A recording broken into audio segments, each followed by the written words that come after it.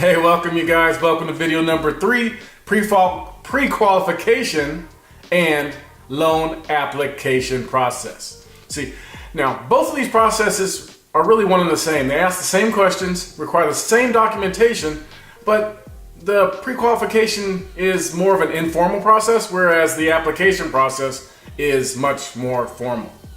Okay. At this stage, you'll be introduced to your loan officer.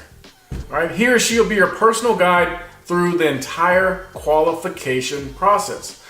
Now, the goal of the pre-qualification process is to determine whether you're eligible to refinance or not. That's really it.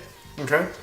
Now, they will determine this by asking you qualifying questions on the 1003 application, and you can see the 1003 application here on the screen right next to us. Now, the questions will give them a picture of your overall financial situation, including your debt, your income, and your assets.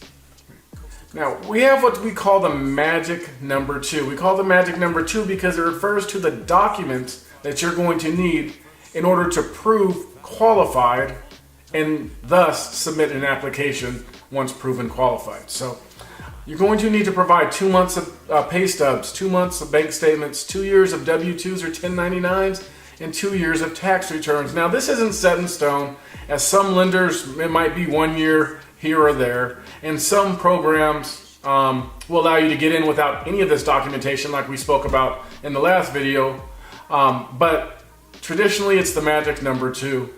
So just get accustomed to that and get ready to actually furnish that information when you're ready to move forward with this process.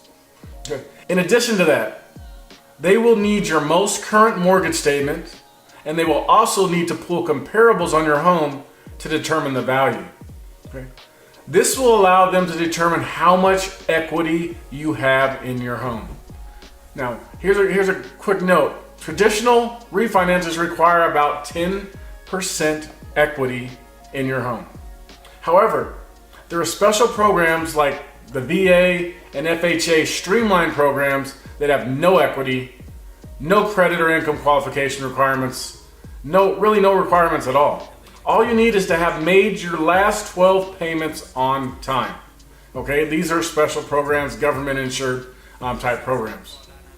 Now, once they've received your mortgage statement, right? Once they determine the value of your home, they need to determine your debt to income ratio. Now, there is no hard line debt to income ratio for qualifying, as there are always mitigating circumstances that can be accepted based on credit profile. However, a debt to income ratio under 40% is a good rule of thumb to go by. And finally, they're going to ask for your credit profile. What does it look like? What your FICO score is? There's no set in stone rule here, as I've seen borrowers qualify under different programs with 500 and above credit scores. Now, here's a little nugget, all you self-employed borrowers out there. For those of you that do a lot of write-offs and you can't show the income, but you really have the money to qualify, they have what they call special bank statement loan refi programs available. So instead of you providing all that other information, you can prove your income through 2 months of bank statements. Okay, so let's move on. An easier way to look at the qualification process is that it's a combination of these three things. 1 is your income, 2 is the equity in your house, and 3 is your credit. Okay? The interest rate and program you qualify for will be based on how those 3 things gel together. Now, here's something I want you to, again, chime in on, pay really close attention to what I'm about to tell you. This is one of those little nuggets. A person with not so great credit may still qualify for a refinance if they have 15% equity in the home, because the credit risk can be mitigated by the increase in the equity of the home. Of course, you're going to have a slightly higher interest rate, but you can still qualify. Okay? Whereas a person with excellent credit may qualify with only 10% equity with a lower interest rate. So again, income, equity, and credit. It's a combination of those three things, so that really the combinations are endless. Okay? So please keep in mind and don't get as discouraged during the process, because we don't know what we don't know, okay? So this kind of completes the pre-qualification process, the informal phase. So now we've ran through all the numbers, and the loan officers determined that they believe from the information that you've given them that you can qualify. So now it's time to move on to the formal process and the 1003 application. It is now time to fill out and sign the 1003 application. And from there, the loan officer will collect all the documentation that we talked about, the magic number 2s, and require a credit, an actual credit check. These days, most companies, most companies will cover your credit check. It should be about $35. I don't really know of any that are charging borrowers for that anymore. So most do it as a courtesy for you.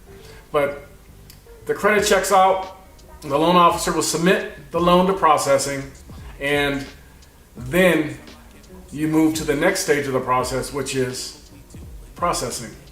All right, and in video 4, loan submittal to processor, we'll discuss that next step. But that kind of wraps it up, you guys, for pre-qualification and loan application process.